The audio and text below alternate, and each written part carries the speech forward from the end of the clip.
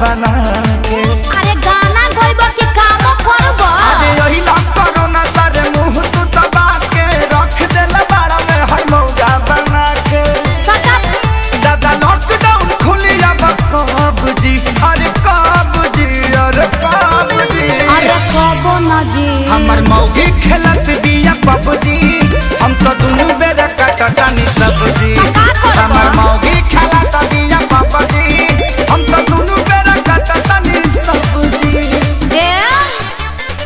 देखो हौ लुगा धइल बा आदमी खानी खींच दो ना तो पुलिस के फोन करके कह देब कि हमार भतार 4 दिन से खोखता। अरे ना हो जातानी जातानी। हाँ ठीक बा जल्दी जा।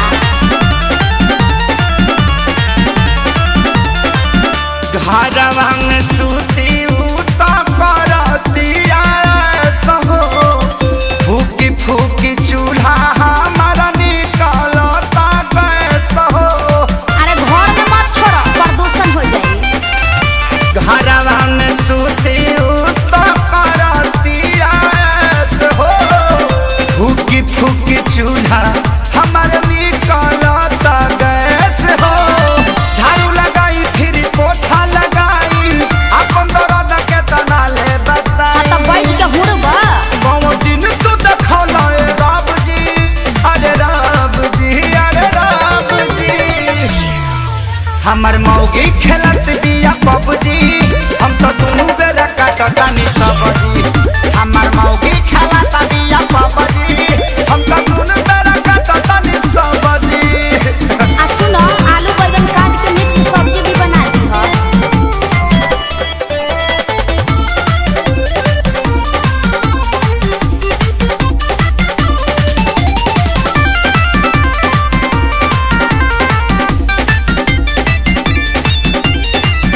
माझी माझी बरतन दर्द करता कालाई, अब से करोना सरऊ लेला तू विदाई। सार साहू मत करो चुपचाप काम करो ई जाए वाला नहीं थे। माझी माझी बरतन दर्द करता कालाई, अच्छा अब से करोना सरऊ लेला तू विदाई। रहे खेसारी के हीरो में बड़ा नाम हो, सोनू सुधा को साथे भइले गुलाम हो। सभे रोवे घर में बैठी डभ जी, अरे डभ जी, अरे डभ जी। अल्ले में ला बच्चा। हमर मौगी खेलत बिया पबजी, हम तो दुनू बेरा कटटानी सब्जी। हमर मौगी खेलत बिया पबजी, हम तो दुनू बेरा कटटानी सब्जी। चुप रह जानू रिवाइटल खा के काम करत रह।